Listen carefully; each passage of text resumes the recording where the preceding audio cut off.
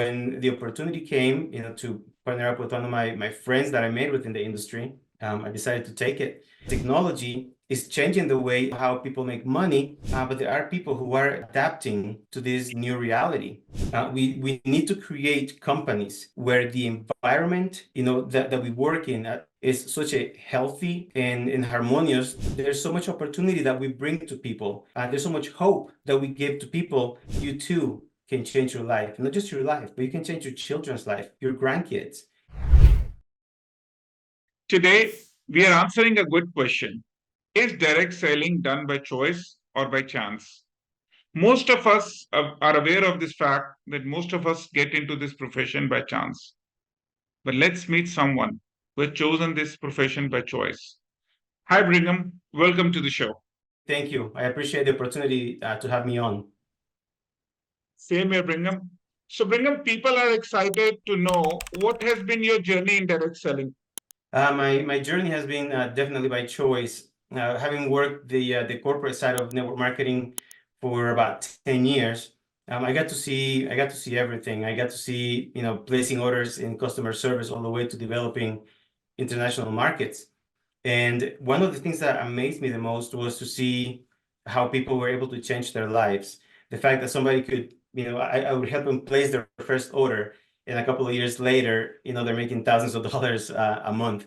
And that was really quite neat. And when I say by choice is that I would see a lot of these people and I would help a lot of these people, and all of a sudden they were making more money than I was.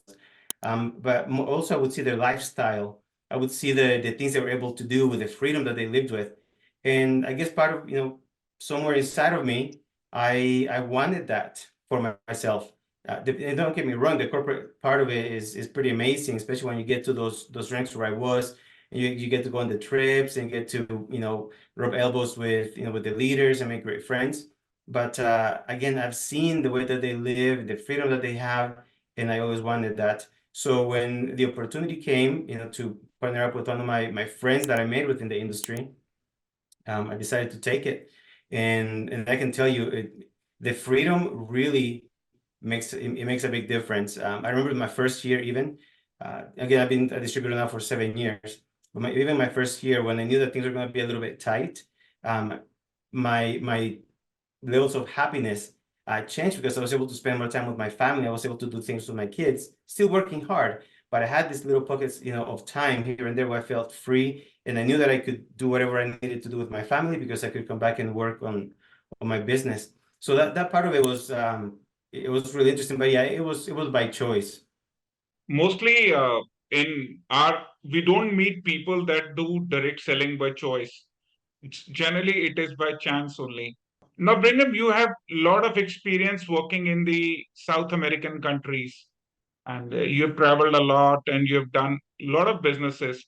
How different is the business between the South American countries and the North American? Is there a cultural difference? What do you think is the difference? Yeah, so there's definitely differences. Like you said, culturally, there's always going to be things that, just I'll give you an example. So having basically grown up in the US, I came to the US when I was 15. I was born and raised in El Salvador up to that point. So I have that strong Latin culture in me still, but I was able to absorb the US culture, basically 100% at this point. And there's definite differences in between. Now, what I find interesting is that the business itself doesn't change a lot. The things that you do, the way that you operate the business, how you prospect somebody, you take them through the process to sign up and teach them duplication, that really stays the same. But culturally, there are things that make it different. For example, the ways that you motivate people, the way you motivate somebody in the US to do a business could be very different in Latin America, even from country to country. If you have some countries in Latin America that are maybe a little bit more developed, where the median income is a little bit higher, you do approach them a little bit different than going into those, maybe a little bit poorer countries that are maybe a little bit newer. You do. And so I guess what I'm saying is there are cultural differences even within the different countries in Latin America. So something that's very important is to learn those and to use them to your advantage. And I can go into that more if you want to. But The business part of it, Ruhan, that stays the same. How you work it is the exact same, but you do have to adapt to that culture locally. Great, Brigham. Now, coming back to the important questions, this new generation, the young people, are they equally excited for the direct selling, or you see there is a difference in choice now? And 20 years back, I mean, when we started direct selling, as a youngster, that was the only option we had to make $1 million. But now, these days, there are a lot of options coming for youngsters. Do you think it is a challenge in direct selling for that?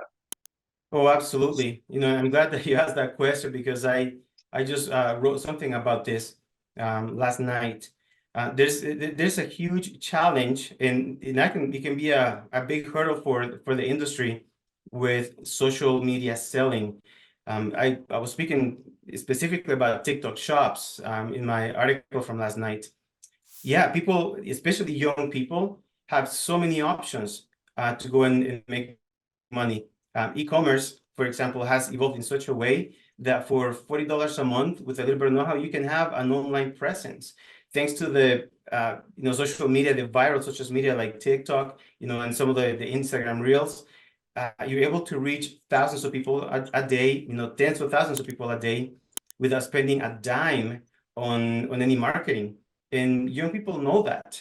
If you grab this with the fact that again, social media for what it is, it is making the next generation maybe a little bit less social face to face, maybe a little bit more socially limited. There isn't a like you and I grew up going to to parties and meetings and talking to people. It's not quite the same anymore. And I'm not trying to generalize that all young people are like that, because that's just is not true. But there is a challenge to where that social muscle isn't getting worked the same way that it used to. So if you give a young man or a young lady the ability to grab your phone, record some videos, talk about this product, or you tell them, hey, we got to go to meetings, you got to get up and present in front of all these people, you got to learn all this material, which one are they going to learn, right? And so as an industry, we have to be very, very cognizant, very aware that technology is changing the way changing the way on how people make money,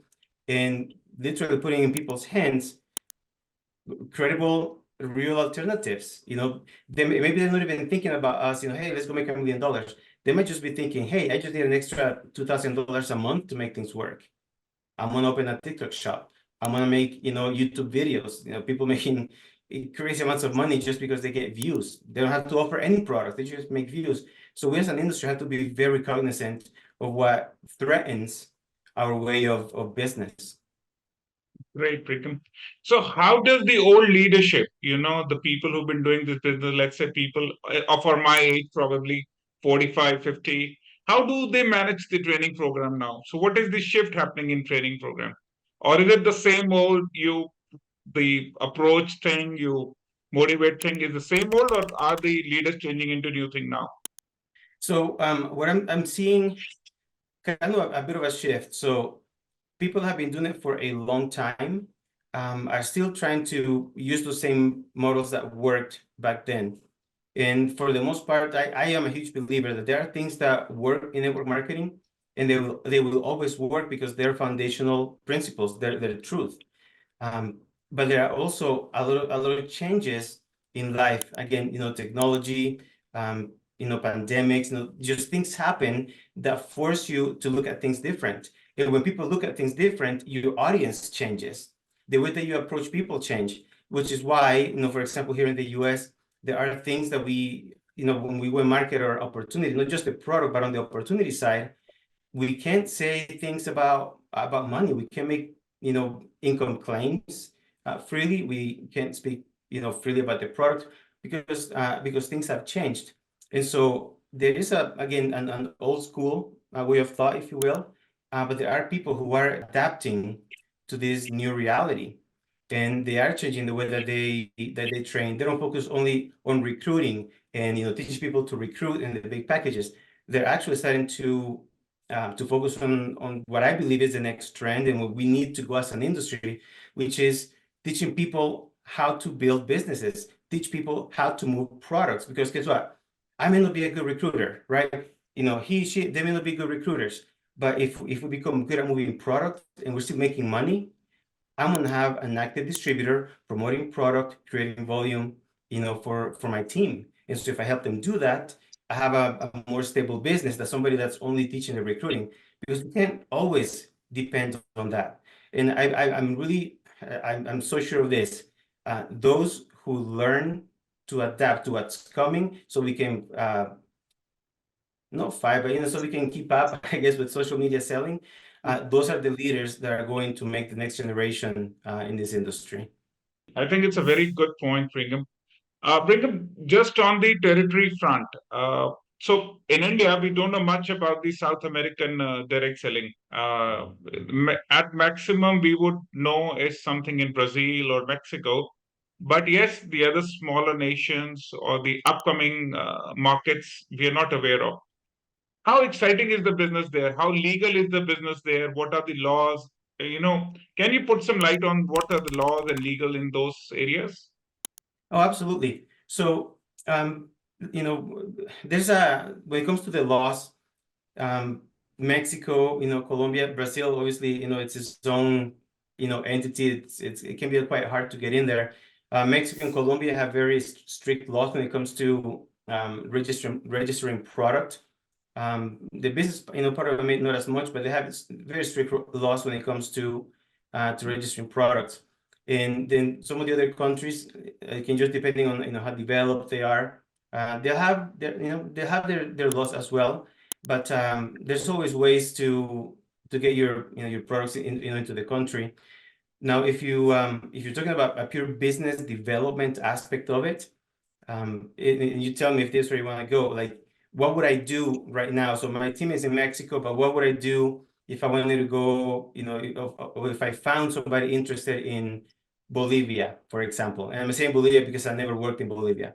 But let's say I have somebody in Bolivia that's really interested in the product, they want it, they have a network that they can plug in. How would I do it? Is that kind of the question that you are kind of wanting to go to? Okay, my question is about the law. Is the law between a product company and a Ponzi scheme and a pyramid schemes are very clear in the South American countries? Oh, yeah, absolutely. I think the difference that you'll find is in how they are prosecuted, if you will, Yeah. the level of scrutiny that is made. Here in the US, a pyramid scheme can last you 6 months before it gets found out, it gets reported, it gets shut down. In some of those countries, you could be looking at it for 18 months, 2 years before the authorities really do something about it. And that can be dangerous. In Mexico, just recently, we experienced a boom with Bitcoin, right? And there was all these crypto companies coming out of Mexico and coming out of Colombia, and you could see it, from miles away that it was a pyramid scheme. But again, it's been around for a year, so it's gotta be true. No, it doesn't have to be true. Well, it's been around for 16 months, so we're 2 years, we're strong. No, it's not. It's just that the authorities haven't caught up to you yet, because it doesn't work the same way that it does in some of the more developed countries. But there have been in some countries Ponzi schemes that go on for 3 years. And all that. And all that time, so many people get hurt. Oh, quite true. I think it's same in India also. I mean, this cryptocurrencies based pyramid schemes. I think it's a global phenomena right now. It's troubling everyone. William, there's Yeah. another question I want to address on is the leadership. Now, you have experienced the entire management of leadership. Assuming there are leaders in every organization on the top of the structure who actually are not very active and they don't work too much to the liking of the management. So, how do you handle those kinds of leadership? That tends to be a little bit tougher, because one of the promises that we make to people as we attract them into the industry, is that one day they can live life in their own terms. You can make that beach money, that vacation money, the laptop money. And a lot of people see that as a retirement. You get to a certain rank. Hey, I worked 5, 10 years in this deal. So I wanna kick back. I wanna enjoy my work, especially if you're getting, into that older range, uh, that age where you say, I have, 10, 20 years left of life, 15 years left of life. I want to enjoy the fruits of my labor. So that can be a little bit trickier because that is exactly what we told them they could do. But now we're coming back and saying, no, you gotta do more. So again, if I had my own company, there's a few things that I would do different from everything that's been done right now. But I yeah, I would definitely create incentives for a lot of these people that I want engaged in the market. And now, just to be completely transparent, again, just this is just Brigham talking. Sometimes there are leaders that you don't want out there. There are leaders that maybe don't. Maybe they're not the best for field interaction, but there are some who are. So we just create some kind of incentive in order for them to maybe get a little bit of money here, maybe create a little bit more business, or help them break into different countries so they can keep growing their business and have something that they can leave behind. But outside of incentives, it really becomes quite tough to tell somebody, I need you to do more. Yeah, you work hard, you reach the high ranks. Now I need to showcase you a little bit, so I need you to do more. So it's very tricky. But this is where the whole aspect of culture comes in, Rahul. And I want people to understand this. We need to create companies where the environment, that we work in, I'm talking about as a distributor, the environment that we work in is such a healthy and harmonious, to the point that you can harmonious environment that for me, helping other people, traveling, doing meetings, teaching others to do what I do shouldn't feel like work. I should be happy to go out with the owners of the company. I should be, because it feels like I'm going out with friends. Hey, we're just gonna go hang out, do some meetings, and this is my friends, and this is fun. And so by creating that type of environment as well, I think that we can motivate people to, sort of come out of retirement, if you will, or maybe postpone a full retirement so they can help you build, because the reality is that those are our best stories. They're the ones who made it. They're the ones that are proving that the industry is real. Yes, it can be done. Look, here's this person. Let them, and let them hear their story. So that's kind of my approach to that. I don't know if that made sense. Makes a lot of sense, Brigham. I think this is a very, very key point now coming in a lot of markets, actually. When I speak to a lot of senior people in the industry, and they find this as now a growing challenge, actually. Now, Brigham, on the lighter side, what are three books that Brigham reads?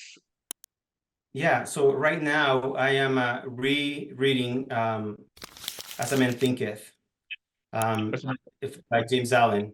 It's a short book. I've read it many times, but I do get refreshers, quite often. I also like to read The Science of Getting Rich by Wallace D. Waddell, and maybe because I'm attracted to small books. So those two are ones that I would highly recommend that people read all the time. And the other one, and you probably have heard this one as well, is by T. Harv Eker. It is called The Secrets of the Millionaire Mind. I love the way that he teaches the mindset of abundance. And the whole aspect of replacing those files, those faulty files, with better files that can run a better program. So those are three books that I'm constantly not only referring to for personal benefit, but also in my trainings and and keynotes that I do every so often. I'm constantly referring to those. The mindset is everything, especially in this business where it's so emotional. It is such a roller coaster. It's a great day one day, and then next day can be down at the bottom. Keeping that healthy mindset is very, very important. Great, great, great choice of books, Brigham. And Thank now, you. what are your three favorite trainers from the direct selling industry? Um, do you know Anne Feinstein? No, I haven't heard of it, but I'll follow him now. Okay. She's really good. I heard her speak at a mastermind event about maybe 10 years ago, and I really like the way that she teaches. Arjonak as well, Randy Gage. I really like some of Yeah. the principles that he teaches, and it's not to say that I agree with everything they say or everything that they, all of their views. But I do admire some of the ways that they teach things, and some of them tend to teach, for example, like Art Jonak tends to teach network marketing, as a business, not only as network marketing, but just how it can be a platform to do other things. And obviously, Eric Worre, you can't leave him out of the conversation, so we'll do that plus one, because I love the way that he brought to light the necessity for duplication and for simplicity. If in this industry, if your system has to be explained in more than one page, it's probably too complicated. Complicated things are hard to learn. Things that are hard to learn can be duplicated. So I think those four are quite significant. I mean, there's a lot of them, but it come to mind. I really admire them four. In fact, I got to read the Randy Gates, last paper on crypto. He has presented an article on cryptocurrency and the way it will kill the economy and the ill effects of cryptocurrency. It was really nice. I mean, we got it from a friend in UK, and really liked the way he's written about this bubble economy that has been created in crypto. So now let's. Do you have any idea about the Indian market? How does Indian market operate in direct selling, or any of the organization that you might know of in India? Not in India. I'm not very familiar with, outside of the companies that maybe have tried to go from here to there. I'm not too familiar with, how many companies you have there locally. Oh, there's about 400 plus easily. Wow. And they're all Indian companies. There are multinationals also. You obviously have Amway, Herbalife, and Tupperware, Oriflame. Now, the other companies also coming into India, but most of them are Indian organizations doing direct selling in India. We are a 140 billion people, so 140 million people, so it's a big market for the population for the direct selling. Okay. Oh, I imagine. Yeah. Brigham, your discussions have been very great, and you've put a very light on a lot of things. What would be your message for our readers for direct selling today, if we have to give one message to them? My message would be very simple. Think of it, if I can split into two parts.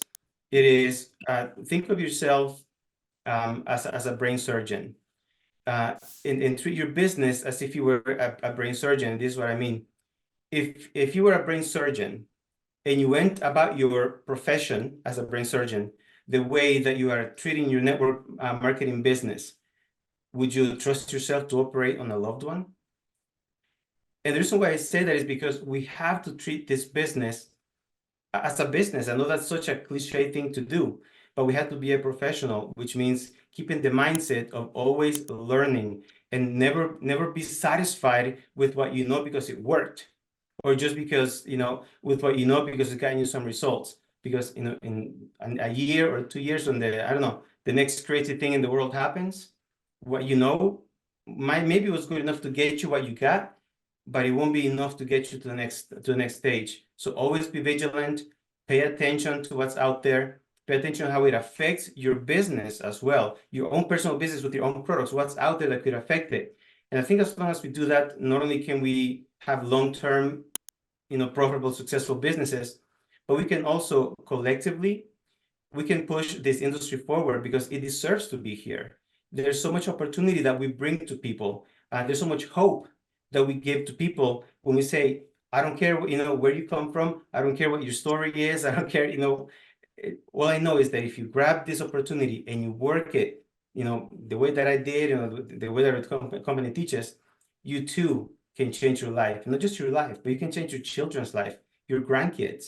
If you grew up in poverty, your grandkids can have the best of everything because one day you decided to grab an opportunity and make the best of it. Great, Brigham. Thank you, Brigham, for such a delightful conversation. I really like the idea of duplication versus simplicity, plus, and how to manage the leaders. I think your viewpoint on managing the leadership who really reaches the top of the system and how to activate them are really a good points for discussion. With this, we come to end of our show, and I'm sure there'll be so many questions from our readers when they look at your podcast. And thank you once again for your time. I know it's very early in your place where you are operating right now, and but we are definitely looking forward to have another round of podcast in near future with you. Thank you so much, Brigham. Thank you. The honor's been all mine. I really appreciate it. Thanks, mate.